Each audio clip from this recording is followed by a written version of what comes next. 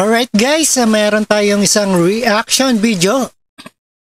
Paano ka lang Pilipinas standard map na pangtapat sa 10 dash line map ng China?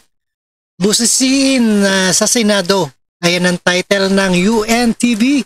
At panoorin po natin nakatakdang busisiin sa Senado ang panukalang paglalabas ng bagong standard ng map ng Pilipinas kung saan isasama ang sakop nitong underwater feature. Ayan at exclusive economic zone. At panoorin po natin dito sa UNTV. Didinggin sa Senado ngayong araw ang panukalang bagong standard map ng Pilipinas. Ayon kay Senator Francis Tolentino na chairperson ng Special Committee on Maritime and Admiralty Zones, tugon ito sa inilabas na 2023 edition na 10 dash line na map ng China. Aniya, ilang dalubhasa sa foreign policy maging sa Beijing University ang inimbitahan ng komite.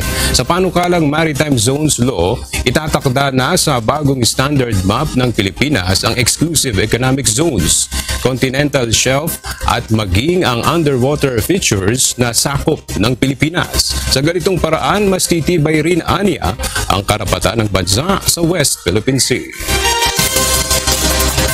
Alright, napanood nyo ang panukalang PH standard map ng pagtapat sa 10 dash line.